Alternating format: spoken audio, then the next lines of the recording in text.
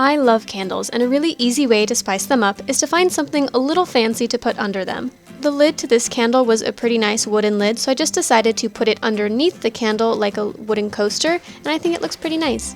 I also found this mirror in a drawer around my house and tried that out too, and I definitely think it makes it look much fancier. This next project is actually 2 DIYs in one. I'm going to show you how you can hang some difficult to hang reptile lights, and also how you can decorate them if you'd like to make them just a little fancier. Now currently I have this light sitting on top of my leopard gecko's tank, but I hate that every time I want to get into her tank I have to move it, I have to readjust it, it's not comfortable leaning over the tank, so I'm going to show you how we can solve that. As I am oh so gracefully demonstrating here, this light has no hooks, wires, handles, or really anything for me to hang it from. I found these square U-shaped brackets for only about $3 at Home Depot, and I'm going to use 2 of them to hang the lights.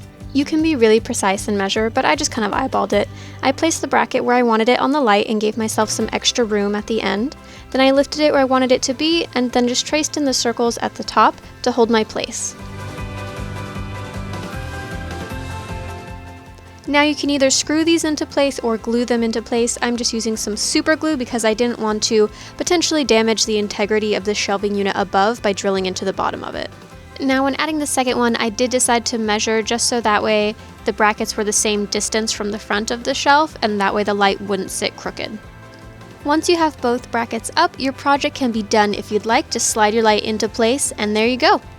This next step is totally optional, and it's for those of you who may want to try to hide some of the bulkiness of the light and the brackets. First things first, before putting any decorations on top of a light, you need to take the temperature of the light after it's been on for a few hours so you can make sure it doesn't get too hot. And just to be super clear, never put anything near heat lamps or ceramic heat emitters, anything that gets hot and provides heat. These lights are LED and are purely for aesthetic value. They do not heat up the tank at all, and as you saw in the previous clip, they do not get warm when in use. And for reference, the part of the light closest to the bottom of the screen is going to be the back of my light, and this top part is going to be the front of my light. These are the supplies I'm going to be using. The flowers were all 40 to 50% off on clearance at Michael's, which only made them about $2 to $3 each.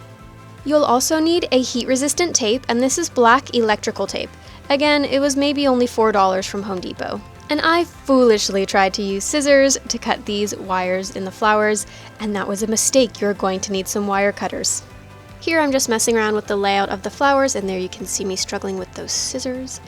I tried pulling out a few of the individual leaves and kind of incorporating them into each side, so that way it wasn't just a bunch of things on each side. And yeah, just kind of fool around until you get a little position that you like.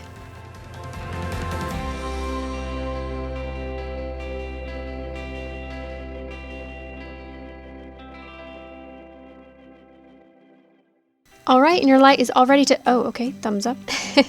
If you want to be a little extra and fancy, you can add in some twinkle lights or fairy lights. These are great because they're battery operated and they're on a timer, so it's really easy to just set them up and then forget about it. Place the battery pack somewhere where it's not going to be seen, like behind the flowers, and then just arrange the string of lights how you feel is most aesthetically pleasing.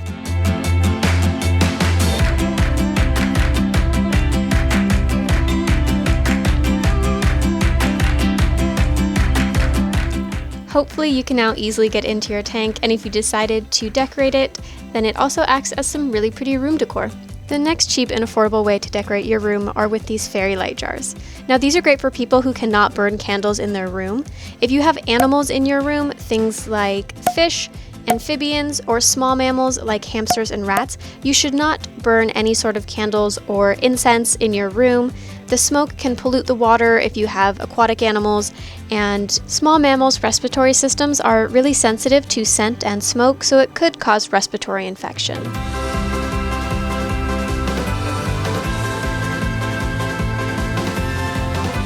For this project, you'll need something to fill your jar with, like glass beads, paper shredding, tinsel, really anything you can find around your house that you want to stuff in a jar. I happen to have a mason jar, but you can use any kind of jar, even an old pickle or salsa jar, just take the label off. You'll also want some battery-activated fairy lights or twinkle lights. And lastly, I'm using some construction paper to cover the top of the lid so it looks a little better because mine has some sticker residue on it. The rest is really simple. Just take your jar and whatever you're deciding to fill it with. I decided to go with this tinsel-y type stuff, which would be really easy to make if you just got some colored construction paper and ran it through a paper shredder. Or with the holidays, there's probably lots of tinsel on sale. Make a little space in whatever material you're using in order to house your battery pack. My battery pack was black, so it was kind of hard to cover up. If you can find a clear or white one, it would be easier. Unless you're using a dark material for the filling, then the black would blend in really well. Stuff everything in and readjust in order to cover the battery pack. And my wire was really long. I don't know how many feet it was, but it was a little too many lights for this little jar. So if you happen to have some short ones that you don't know what to do with, great project for this.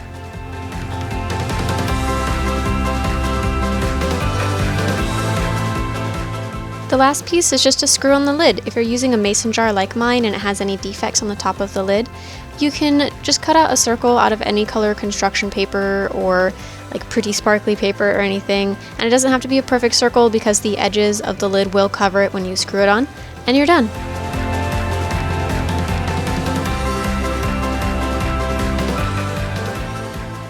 Time for a coffee break.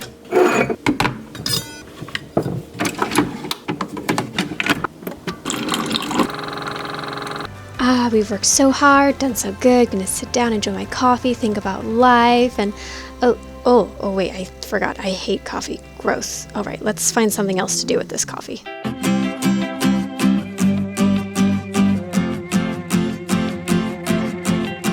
I'm actually going to be using that coffee to dye the sticks you see in this DIY.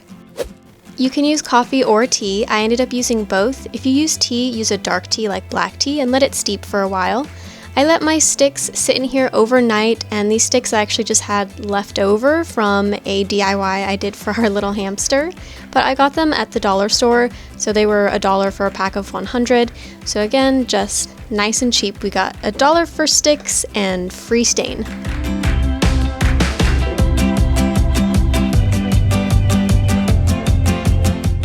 Lay them out to dry, and this is what mine looked like after one stain of the coffee, so I did go ahead and dip them into black tea and let them soak overnight again. Here you can see what the one stain of coffee versus a perfectly fresh popsicle stick looks like, so it didn't give too much of a difference, but if that's the look you're going for, then great. While your popsicle sticks are soaking or drying, go ahead and find a picture frame.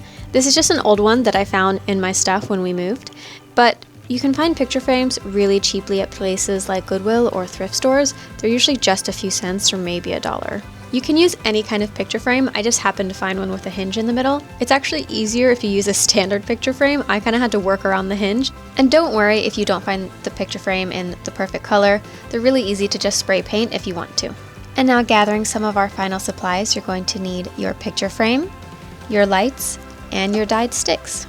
I wanted to really quickly show the lights that I'm using, so you can of course use standard fairy lights, but I found these really cool ones on clearance at Michael's. They were only $8, and they're kind of like a rustic rope hemp light with the fairy lights wrapped around it.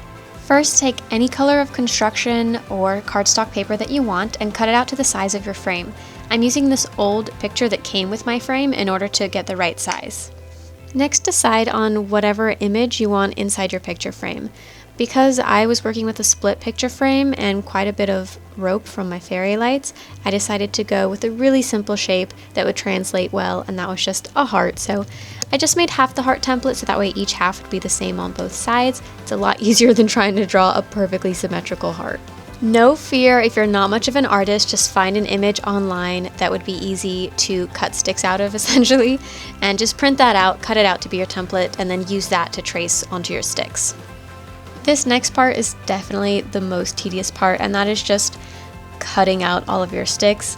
Now, my popsicle sticks were actually quite hard and prone to splitting, so it might be easier if you try cutting the sticks while they're still wet from when they were soaking, or if you get balsa wood. Again, at Michael's it's really cheap, and balsa wood is really soft, so it's much easier to cut.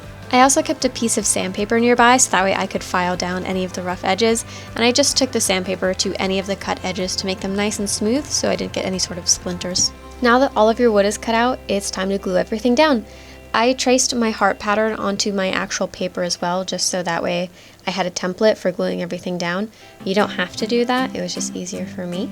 And as you can see, I actually took some of my longer sticks and I cut them in half, so that way it gave it more of like a brick type pattern, like you would actually see on like a hardwood floor. Now, if you're using a regular picture frame and your picture is going to be in the center of the image, then your job is really easy. All you have to do is punch a hole and then slide your fairy lights through and wrap it around a few times until all your fairy lights are done, and you can just glue it in place. Mine was a little more complicated because I was using two sides of the picture frame, so I did have to go up through the back and then back down and back up and back down and across to the other one. So mine's a little messy on the back, which is why it's a lot easier if you just do a single image in a single frame, but it works either way.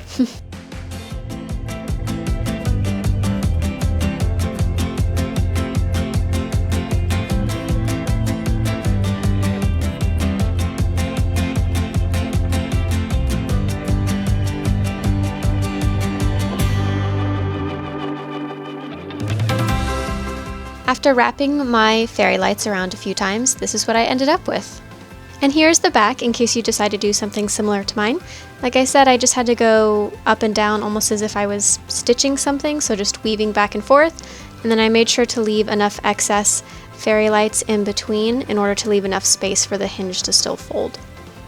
You may need to cut out a notch in your stiff frame backer in order to allow the cord for the fairy lights to come out the back and attach to the battery pack. But once you're done with that, then you're done. Just stick in your beautiful art and put it on your desk and you're all good to go. Thank you so much for watching. I do hope you enjoyed it even though it wasn't completely animal related. And remember, be courageous and stay kind. I'll see you in the next video. Bye!